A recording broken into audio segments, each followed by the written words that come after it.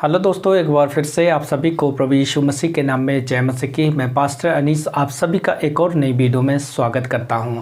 और आज की वीडियो में हम लोग सीखेंगे कि 3 बातें मसीह जीवन में बहुत ही ज़्यादा ज़रूरी हैं, जिससे कि हम अपने मसीह जीवन में मजबूत होंगे और प्रभु में आगे भी बढ़ेंगे। वो कौन सी 3 बातें हैं, इन बातों को जानने और समझने के लिए आप वीडियो के अंत तक ज़रूर बने रहें। और यदि आप मेरे चैनल पर नए हैं तो चैनल को सब्सक्राइब करके बेल बटन दबा लें, ताकि आने वाली हर एक नई वीडियो सबसे पहले आप तक पहुंच सके।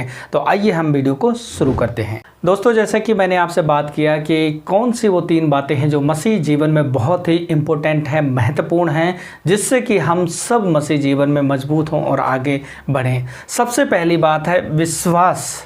विश्वास मसीह जीवन का एक फाउंडेशन, एक बुनियाद है।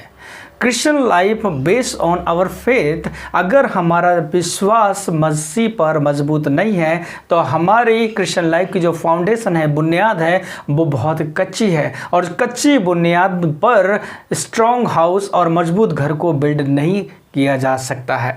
जैसा कि परमेश्वर का वचन साफ कहता है कि बिना फेथ के, बिना विश्वास के, इब्रानियों के पत्री अध्याय 11 और 6 वचन में लिखा, बिना विश्वास के हम परमेश्वर को खुश करना अनहोना है, नामुमकिन है, मुश्किल है। इसलिए उसके पास आने वालों को विश्वास करना चाहिए कि वो है और अपने खोजने वालों को प्रतिफल देता है।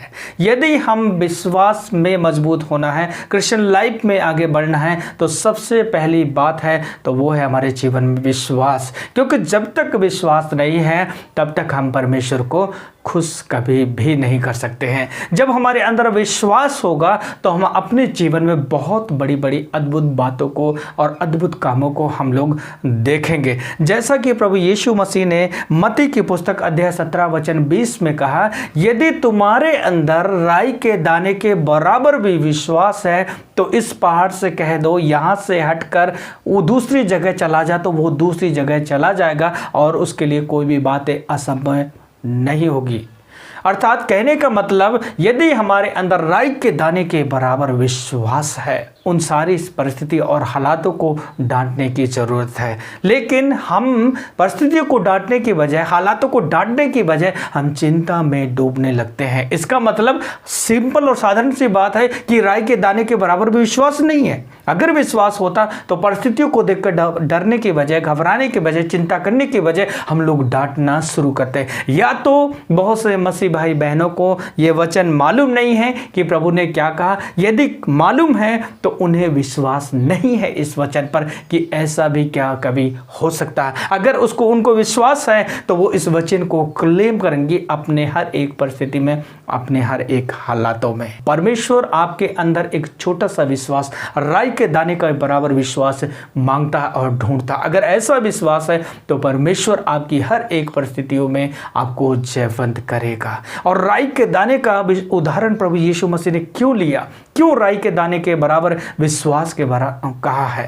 राई का दाना भले बहुत छोटा होता है, सारे बीजों में, सारे अनाज के दानों में सबसे छोटा राई का दाने का बीज होता है, लेकिन उसमें एक क्वालिटी है कि वो अंदर से इतना ठोस होता है कि उसके अंदर और कुछ जाने की, इवन एक हवा और एक एयर जाने की भी जगह नहीं होती है। इतना वो ठोस, इतना वो मजबूत होता है।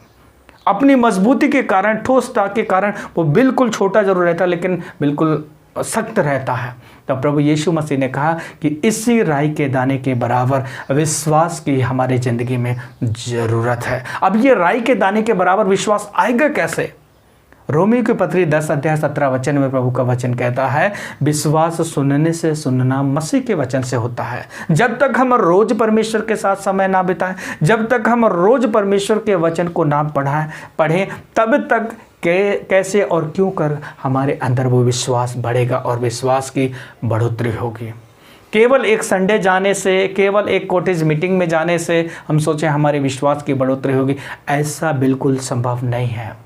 यदि आप अपने दिल में राई के दाने के बराबर सख्त, मजबूत विश्वास को देखना चाहते हैं और विश्वास में बढ़ना चाहते हैं, तो रोज़ कंटिन्यू परमेश्वर के वचन को पढ़ें और व्यक्तिगत इस वचन के साथ समय बिताएं, और ताकि आपका मसीह जीवन, विश्वास का जीवन मजबूत होगा। जब विश्वास का जीवन मजबूत होगा तो आप बड़ी सी बड़ी चुनौतियों को विश्वास से, प्रभु का वचन कहता है यदि तू विश्वास करेगी तो प्रभु की महिमा को देखेगी। अर्थात अगर करेगी विश्वास तो देखेगी, नहीं करेगी तो नहीं देखेगी। प्रभु यीशु मसीह ने इस बात को मार्था से कहा था, क्योंकि मार्था का भाई लाजर मर चुका था और 4 दिन से वो कब्र में रखा हुआ था। 4 दिन के बाद प्रभु यीशु मसीह उस कब्र के पास आते हैं और प्रभु ने कहा कि उसकी कब्र का मुंह हटा दो, लेकिन मार्था कहने लगे प्रभु 4 दिन हो गए, बदबू आ रही होगी, सड़ गया होगा।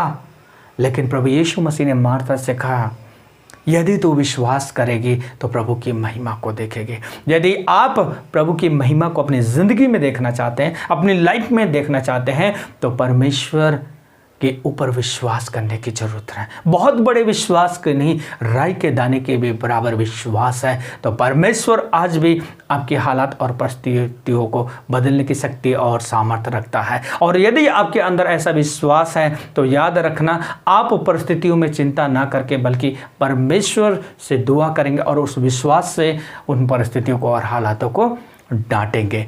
दूसरी बात हम बात करेंगे, याकूब की पत्री हमें साफ बताती है कि विश्वास कर्म बिना मरा हुआ है, मुर्दा है।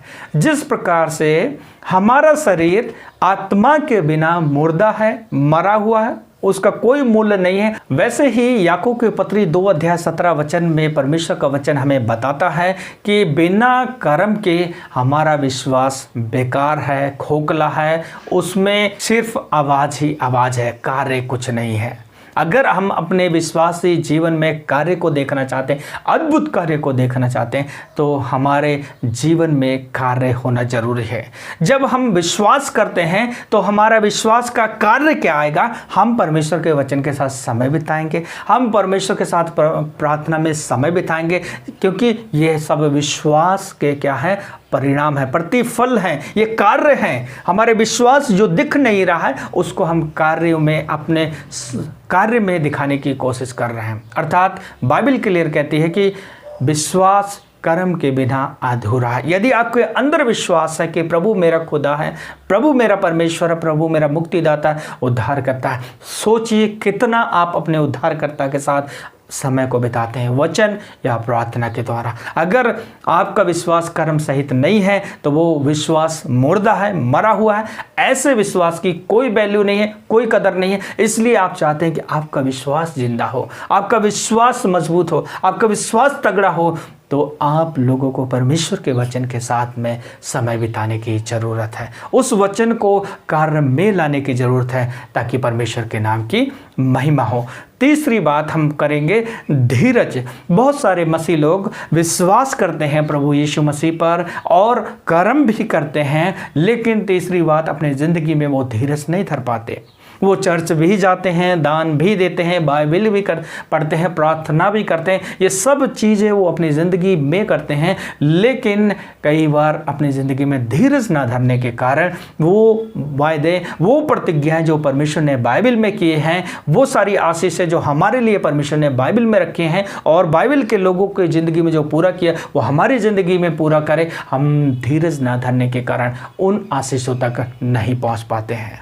हम सबसे पहला उदाहरण देखते हैं प्रभु यीशु मसीह। प्रभु यीशु मसीह क्यों 33 साल इस दुनिया पर रहना पड़ा?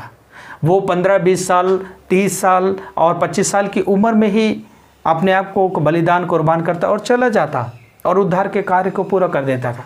नहीं, लेकिन प्रभु यीशु मसीह पिता की इच्छा में, पिता के प्लान में और पिता की मर्जी में सब कुछ अपने जीवन को ढलने दिया। उसने उस उद्धार के कार्य का जो सही समय था उसके लिए उसने धीरज धरा, और जब उसने धीरज धरा और हमारे लिए अपने आप को बलिदान कर दे। इसलिए प्रभु यीशु मसीह का द बेस्ट उदाहरण है कि प्रभु यीशु मसीह ने धीरज धरा हमारे उद्धार के लिए। हमें भी परमेश्वर के आशीषों को प्राप्त करने के लिए धीरज धरने की ज़रूरत है, प्रार्थना में धीरज धरने की ज़रूरत है, मसीह जीवन में आगे बढ़ते हुए हमें धीरज धरने की ज़रूरत है। अब्राहम के उदाहरण के बारे में जानते हैं। अब्राहम को परमेश्वर ने जब 12 अध्याय उत्पत्ति की पुस्तक में बुलाया, उस समय वो मात्र 75 साल का व्यक्ति था और परमेश्वर ने उससे कहा कि मैं तुझे जातियों में मूल ठहराऊंगा, तू जातियों में आशीष का कारण बनेगा, तुझे संतान दूंगा। ये सारी बातें परमेश्वर उससे कहता है, लेकिन उस समय संतान थी भी नहीं। और परमेश्वर इस वायदे को कि मैं तुझे संतान दूंगा, तू ज्योतियों में महान होगा और तेरे द्वारा बहुत से कुल आशीष पाएंगे, इस बात को परमेश्वर आने वाले अध्याय में पूरा करता। अर्थात 75 साल की उम्र में परमेश्वर ने अब्राहम से कहा, लेकिन 100 साल की उम्र में परमेश्वर ने अब्राहम को आशीष दी, बेटे के रूप में, संतान के रूप में। तो देख रहे हैं कितने समय अब्राहम अपने जीवन में धीरज धरा, पेशेंस धरा। 25 साल। हमें भी हमारे जीवन में धीरज धरने की ज़रूरत है। मैं अपने जीवन का एक उदाहरण बताना चाहूँगा। मेरे जीवन में भी एक इच्छा थी कि प्रभु मैं तेरे वचन को आगे पढ़ने जाना चाहता हूँ, मेरे लिए कोई ना कोई मार्ग निकाल, क्योंकि मेरे पास ना तो पैसे का कोई सपोर्ट था, डिग्रियों का कोई भी मेरे पास डिग्रियों का सपोर्ट नहीं था। अर्थात दोनों तरफ से मैं जीरो था, लेकिन मेरा विश्वास था, मैं विश्वास करता था और परमेश्वर पर प्रार्थना करता था और धीरज था कि प्रभु मुझे कुछ भी क्यों ना हो जाए, भले मेरे पास डिग्रियां नहीं है सेकुलर, भले मेरे पास पैसा नहीं है, लेकिन इतना पता है कि मेरा परमेश्वर देने वाला, विश्वासी, फेथफुल, ईमानदार परमेश्वर है। इस विश्वास को लेकर और कर्म को लेकर मैं आगे बढ़ता रहा और धीरज को लेकर आगे बढ़ता रहा। 3 साल के बाद परमेश्वर ने उस मेरी प्रार्थनाओं का जवाब दिया। एक प्रार्थना को करते करते 3 साल लग गए और 3 साल के बाद परमेश्वर ने मुझे प्रार्थना का उत्तर दिया। इसलिए मेरे भाई और बहन, एक मसीह जीवन में और मसीह जीवन को आगे बढ़ाने और चलाने के लिए विश्वास, कर्म और धीरज, इन तीनों का होना बहुत ही जरूरी है। अगर विश्वास नहीं है तो हम परमेश्वर को खुश नहीं कर सकते, हम परमेश्वर के वचन में अडिग नहीं रह सकते, हमारी जीवन थकी थकी होगी, हमारा जीवन निराश भरा होगा। और यदि विश्वास नहीं है तो हम लोग परमेश्वर को खुश नहीं कर सकते और परमेश्वर के अद्भुत कामों को हमारी जिंदगी में नहीं देख सकते हैं। और दूसरी बात, जब हमारे पास विश्वास कर्म सहित नहीं होगा तो हमारा विश्वास मरा हुआ। ऐसे विश्वास का कोई काम नहीं, ऐसा विश्वास खोखला है, खोखले विश्वास में कोई काम नहीं होने का। और तीसरी बात, धीरज धरना बहुत ही ज़रूरी है। मैं आशा करता हूं कि आप इन 3 बातों को समझे होंगे। ज़रूर इन 3 बातों को अपने लाइफ में अपनाएं और इसके अनुसार से चलने की कोशिश करें। परमेश्वर आप सभी को बहुत ऐसे आशीष देगा। मैं जानता हूँ आपकी परिस्थितियाँ, हालात कुछ खराब होंगे, कुछ ठीक भी होंगे, कुछ विश्वास में कमज़ोर होंगे, कुछ लोग ठीक भी होंगे। न धरने के कारण वो सारी आशीषों को ना प्राप्त करने पा रहे हैं। परमेश्वर आपको बहुत से आशीष दे। इन 3 बातों को अप्लाई करने की कोशिश करें, परमेश्वर आपको बढ़ाएंगे। हम आप सभी के लिए प्रार्थना करेंगे। हमारे जीवन के स्वामी प्रभु यीशु मसीह, हम आपका तहे दिल से धन्यवाद धन्यवाद धन्यवाद करते हैं प्रभु। तेरी स्तुति करते हैं, तेरी महिमा, तेरी प्रशंसा, तेरी बड़ाई करते हैं प्रभु। धन्यवाद तेरे वचन के लिए प्रभु कि आज एक बार फिर से अपने वचनों के द्वारा हमें याद दिलाया, रिमाइंड कराया कि faith is the foundation of our Christian life. विश्वास हमारे मसीह जीवन का आधार है, बुनियाद है प्रभु। जब तक ये स्ट्रांग नहीं है तब तक हम मसीह जीवन का मजबूत घर बना नहीं सकते प्रभु। जब तक हमारी विश्वास की बुनियाद मजबूत नहीं है तब तक हम एक स्ट्रांग क्रिश्चियन लाइफ बिल्ड नहीं कर सकते। प्यारे प्रभु, हमारी सहायता कर। जितने तेरे बच्चे कमज़ोर हैं विश्वास में प्रभु, मेरी प्रार्थना है उन्हें मजबूत कर। जैसे चेलों ने कहा, परमेश्वर प्रभु यीशु मसीह हमें हमारे विश्वास को बढ़ा होने दे। परमेश्वर पिता, आप इनके विश्वास को बढ़ाएं प्रभु जी, और इनका विश्वास कर्म सहित हो प्रभु, और ये धीरज धरे और आपके नाम की महिमा होने पाए। प्रिय पिता, जो भाई और बहन काफ़ी लंबे समय से बीमारी की अवस्था में है, प्रार्थना कर रहे हैं प्रभु जी, और मेरी दुआ है प्रभु कि आज वो चंगे हो जाएं, आज तेरे लोग स्वस्थ हो जाएं, आज तेरे लोग परमेश्वर पूरी रीति से छुटकारा पाएं और तेरे नाम की महिमा हो। जिनके रुके हुए काम हैं, विश्वास करते हैं, कर्म भी कर रहे हैं, प्रभु ने धीरज दें, ताकि अपने धीरज के द्वारा वो सारी प्रार्थनाओं का जवाब जो उन्होंने तेरी उपस्थिति में किया है पाने पाएँ। प्यारे यीशु मसीह, सहायता कर और मदद कर प्रभु जी।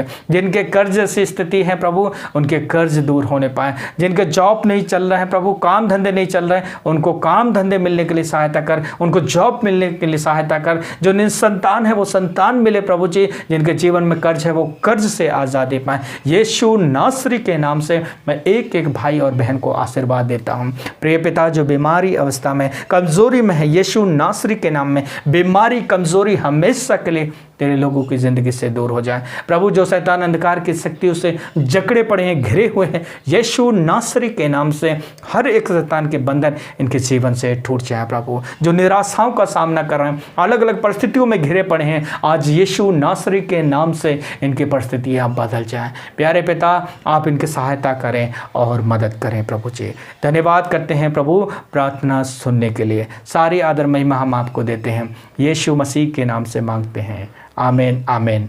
प्रभु आप सभी को बहुतायत से आशीष दे। बने रहें इस प्रकार की वीडियो देखने के लिए। परमेश्वर आपको आशीष देंगे। मिलेंगे अगले नई वीडियो में नए टॉपिक के साथ। तब तक के लिए अपना ढेर सारा ख्याल रखें।